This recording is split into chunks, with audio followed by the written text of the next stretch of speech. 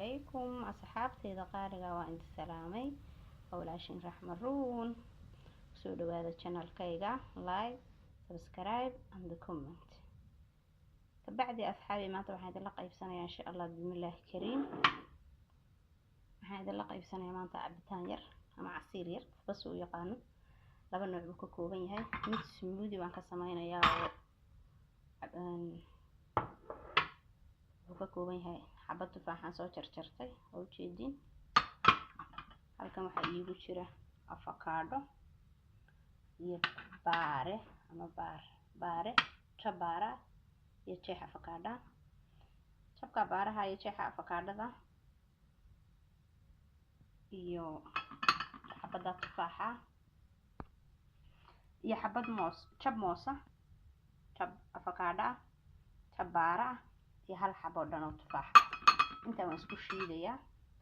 waxaan ka dhigayaa smoothie inuu geer baan sameeynayaa oo 9 bilood jira insha Allah halkan asxaabi intana halkan aan ku soo shubay alaabtii sonkor anigu cunugeyga ma siiyo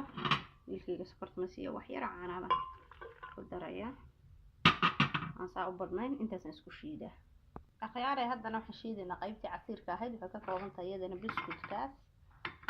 biskutkaas ay ka kooban tahay inta biskutka caadiga shaaha lagu cabo iyo jab moosa iyo biskutki aan ku shubay sokor inta yar sokortan ku daraa maadaama hal qaada camal waaye malqacad sonkor iyo koob caano intaasaan isku shiidaya waa kan akhyaaray haddana waan soo shiiday caano biskutki halkan aan ku shubay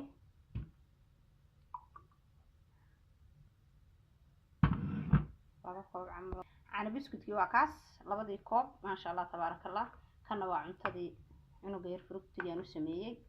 aan isugu shiiday wixii oo dhan aan isku soo shiiday malqacadaan ku siinayaa isaga saasaan u siinayaa tan waxaa la siin karaa ilaa 6 bilood markuu cunugu gaadho wixii ka hooseeya ha siin ilaa iyo waxaad siinaysaa sanad sababtoo ilmaha qaar baa markuu fructiga taagan yahay aan cunin kana caruurta ilaa adiga caruurta waaweyn ilaa sanad wixii ka sareeya ilaa ilmaha waaweyn way iska cabi karaan xilliga quraacda ka bacdi aad siin kartaa casariyaad uga dhigi kartaa maasha Allah tabarakallah barqad iyo kala siin kartaa ala nafaqeeyo ilmaha wataasa mac salaama waa idin salaamaya